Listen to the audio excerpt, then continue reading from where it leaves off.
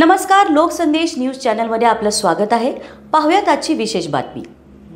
माननीय पोलीस अधीक्षक संदीप घुगे यांनी स्थानिक गुन्हे अन्वेषण शाखेस अवैध अग्निशस्त्रे बाळगणाऱ्या इसमांची माहिती काढून त्यांच्यावर कारवाई करण्याचे आदेश दिले होते। सदर सूचनेप्रमाणे पोलीस निरीक्षक सतीश शिंदे, स्थानिक गुन्हे अन्वेषण शाखा यांनी स्थानिक गुन्हे अन्वेषण शाखेकडील पोलीस उपनिरीक्षक कुमार पाटील आणि स्टाफ यांचे एक पथक तयार करून अवैध अग्निशस्त्र बाळगणाऱ्या संशयित इसमांची माहिती काढून त्यांच्यावर कारवाई करण्याकरिता आदेशित केले होते। या अनुषंगाने स्थानिक गुन्हे अन्वेषण शाखेकडील पोलीस उपनिरीक्षक कुमार पाटील यांच्या पथकातील पोलीस शिपाई विनायक सुतार, पोलीस शिपाई सुरेश थोरात, पोलीस शिपाई ऋतुराज होळकर यांनी गोपनीय बातमीदारामार्फत माहिती मिळाली की अंकली येथील कृष्णा नदीच्या पुलाच्या अलीकडे श्रेयस शुद्ध पेयजल समोर एक इसम पिस्तूल कब्जात बाळगून फिरतो आहे। मिळालेल्या माहितीप्रमाणे वरील पथके अंकली येथील कृष्णा नदीच्या पुलाच्या पलीकडे श्रेयस शुद्ध पेयजल जवळ सापळा रचून थांबल्याचा बातमीप्रमाणे एक इसम या ठिकाणी थांबला असताना दिसला। तसा त्याचा बातमीप्रमाणे संशय आल्याने त्यास पळून जाण्याची संधी न देता शिथाफेने ताब्यात घेऊन त्यास त्याचे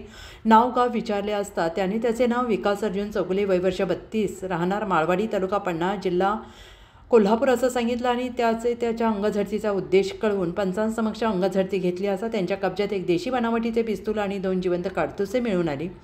सदर देशी बनावटीचे पिस्तूल आणि जिवंत काडतुसे बाळगल्या प्रकरणी विचारणा केली असता त्याच्याकडे याबाबतचा कोणताही कायदेशीर परवाना नसल्याचं समजून आलं। लागलीच सदरचे अग्निशस्त्र आणि जिवंत काडतुसे पुढील तपासकामी पोलीस उपनिरीक्षक कुमार पाटील यांनी पंचांसमक्ष जप्त करून आरोपी विरुद्ध पोलीस शिपाई विनायक सुतार यांनी सांगली ग्रामीण पोलीस ठाणे येथे फिर्याद देऊन भारतीय शस्त्र अधिनियम अंतर्गत गुन्हा दाखल करण्यात आलेला आहे। सदर आरोपी आणि जप्त मुद्देमाल तपासकामी सांगली ग्रामीण पोलीस ठाण्याकडे वर्ग करण्यात आलेला असून पुढील तपास सांगली ग्रामीण पोलीस ठाणे करत आहे।